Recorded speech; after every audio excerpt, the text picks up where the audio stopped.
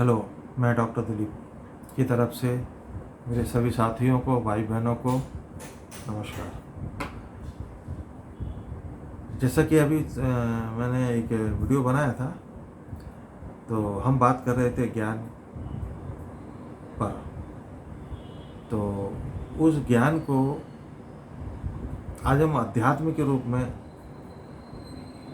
लेकर उसके विषय में कुछ चर्चा करना चाहते हैं, और उस चर्चा को मैं आप लोगों के साथ शेयर कर रहा हूँ। जैसा कि मैंने बताया था कि माँ की पूजा सारा विश्व कर सकता है, इसमें कोई दो राय नहीं है। लेकिन जगदम्बा के रूप में, दुर्गा रूप में, वैष्णो माता के रूप में, एकवीरा माता के रूप में, अम्बे माता के रूप में, विंध्यवासिनी माता के रूप में और सभी रूप में माँ की उपासना आराधना नॉर्मल वे से आदमी अपने घर के अंदर बैठकर कर सकता है, उसमें कोई भी प्रॉब्लम नहीं है। लेकिन जब आदमी साधना के क्षेत्र में थोड़ा सा आगे बढ़ता है तो उसके सामने शब्द आते हैं 10 महाविद्या। तो वो सोचता है कि 10 महाविद्या क्या है, उसे जानने की कोशिश करता है। तो मैं आज आपको बता दूं, जैसा कि ये पूरा संसार, पूरा विश्व, पूरा प्लेनेट जो है ना, माँ के ही अधीन है और माँ के द्वारा ही चल रहा है पूरा प्लेनेट। अब माँ हमें जननी के रूप में भी संभालती है। जब हम पैदा होते हैं तो माँ के संरक्षण में होते हैं। पृथ्वी पर आते हैं तो पृथ्वी माँ हमारी धरती माँ है, वो हमें भरण पोषण के लिए सब कुछ प्रदान करती है, जो भी होता है। सारी सृष्टि प्रकृति है, सब चीज़ें हमको जहाँ प्रकृति से प्राप्त होती हैं वो सब माँ के रूप में ही हमें प्राप्त होता है। लेकिन ये सब क्रियाएं जो माँ करती है, ये किसकी देख रेख में? पिता की देख रेख में करती है। तो पिता हमारे लिए एक महत्वपूर्ण स्थान रखते हैं, और माँ उनकी शक्ति होने के साथ हमारा भरण पोषण, लालन पालन सब कुछ उनके हाथ में रहता है, वो करती हैं। लेकिन इसके ऊपर पिता का आधिपत्य रहता है और पिता ही ध्यान रखता है। अब वो पिता हमारे चाहे जनक हों, जो हमें जिनके घर में हम पैदा होते हैं, हर इंसान, या परमात्मा के रूप में हो, उनमें कोई दो राय नहीं होती, कोई दो रास्ते नहीं होते हैं, कहीं भी कोई मतभेद नहीं होता है। ये हमारा समझने का फेर है। अच्छा, तो अब माँ का जो रूप होता है, जैसे हम साधना के क्षेत्र में हम आगे जाते हैं तो हम ये देखते हैं कि भाई 10 महाविद्याएँ क्या हैं। तो मैं आप लोगों को ये बहुत छोटे और सिंपल शब्दों में ही बताना चाहूँगा, जो कि मैंने हासिल किया है अपने गुरुओं से, और उन्होंने मुझे बताया जो ज्ञान को, उस ज्ञान को मैं मैसेज के रूप में आप लोगों तक पहुँचाने की कोशिश कर रहा हूँ। उसे आप समझने की कोशिश करना और उसके ऊपर फिर अपने विचार इन फ्यूचर में मुझे भेजना कि भाई मेरे विचार आपको कैसे लगे। तो कहने का मतलब ये है कि अगर 10 महाविद्याओं को आपको जानना है तो आप चले जाइए कामरूप। वहाँ पर नीलांचल पर्वत पर 10 महाविद्याओं की पूजा एक साथ होती है। 10 महाविद्याओं के मंदिर वहाँ पर एक साथ आपको मिल जाएंगे। लेकिन 10 महाविद्या हैं कौन? तो ये मैं आपको बता देना चाहता हूँ कि 10 महाविद्या माँ के ही रूप है। लेकिन अगर आप इनकी साधना, उपासना, आराधना करते हो तो आपको क्या करना पड़ेगा? उसके लिए गुरु की आवश्यकता होगी। क्योंकि जब 10 महाविद्याओं के फेर में पढ़ोगे तो उसमें आपको गुरु की आवश्यकता होगी। और माँ जगदम्बा के पूजा, उपासना, आराधना करते हो सादा सिंपल वे से कोई भी स्त्री पुरुष कभी भी कर सकता है। अब गुरु की आवश्यकता क्यों होगी? क्योंकि ये बहुत ही 10 महाविद्याएँ जो है बहुत ही प्रबल, बहुत प्रचंड शक्तियाँ हैं। माँ की बहुत प्रबल शक्तियाँ हैं और बहुत प्रचंड शक्तियाँ हैं ये। तो इनको जानने के लिए, इनकी उपासना आराधना करने के लिए एक सक्षम गुरु का होना बहुत ज़रूरी है, और हमें ज्ञान का होना ज़रूरी है, आसन साधना ज़रूरी है। और ये 10 महाविद्याएं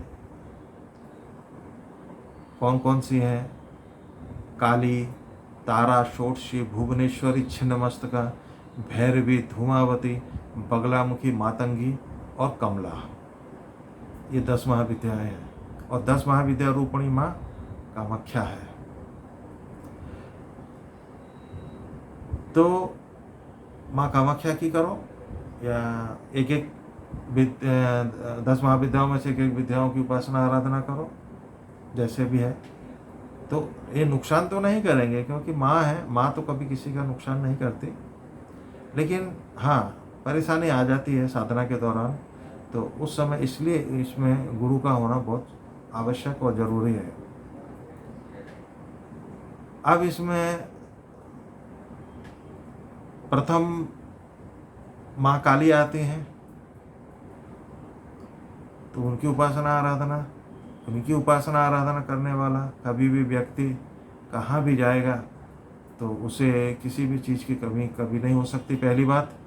दूसरी बात, वो कभी भी कहीं पर अगर कोई दुराचारी व्यक्ति है उसे वो सहन नहीं कर सकता,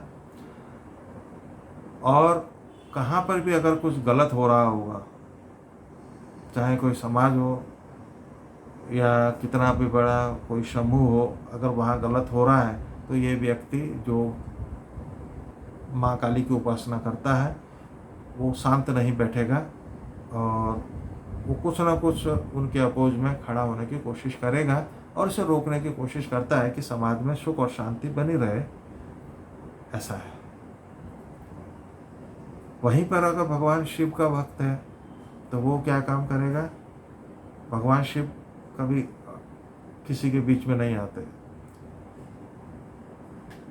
तो वो जो शिव भक्त है वो सिर्फ देखेगा कि जो हो रहा है, प्रकृति कर रही है, करने दीजिए।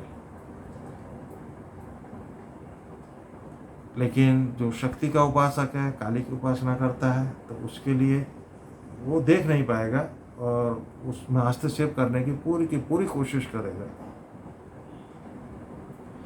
तो जब इंसान को शक्ति चाहिए या समाज में आगे बढ़ने के लिए अपनी मर्जी से आगे बढ़ना है चाहिए, तो फिर उसे काली की उपासना करनी चाहिए।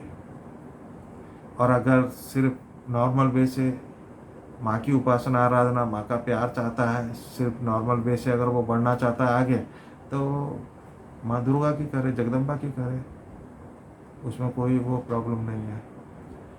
तो दोस्तों, उसके बाद में इन 10 महाविद्याओं की उपासना काफ़ी गूढ़ रहस्य लिए हुई है, आवरण है। इसके एक एक आवरण जब खुलते जाते हैं तब ये साधना सफल होती जाती है। तो इन सब के विषय में मैं आपसे बाद में बात करूँगा।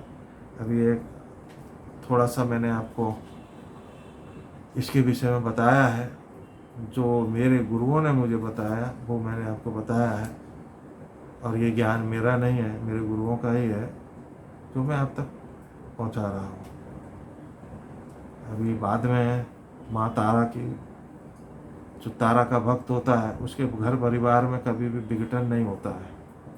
कैसा भी परिवार विघटित होने की कोशिश करेगा, लेकिन बाद में फिर एक हो जाता है। माँ षोडशी, माँ भुवनेश्वरी, माँ छिन्नमस्तका, ये सब 10 महाविद्याएं हैं करके। तो ये इस विषय में जितना मुझे मालूम था इसलिए मैंने आप लोगों के साथ में शेयर कर दिया है। बाकी काम तो गुरु का होता है, गुरु जितना सिखाते जाता है हम सीखते जाते हैं। तो दोस्तों, माँ की पूजा उपासना आराधना करो। माँ हर रूप में है, चाहे वो हमारी धरती माँ हो, चाहे हमारी जननी हो, चाहे किसी की बहन बेटी हो, उसके अंदर भी माँ का ही रूप है। इसलिए माँ को हर जगह देखो, वो भी एक पूजा उपासना आराधना है। चलते रहिए, माँ की उपासना आराधना करते रहिए, बस मैं तो इतना ही कहूँगा। और अपना कर्म करते रहिए, जो कुछ मिलता है वो माँ देती है, भरपेट खाइए, खुश रहिए। आज के लिए इतना ही। जय हिंद।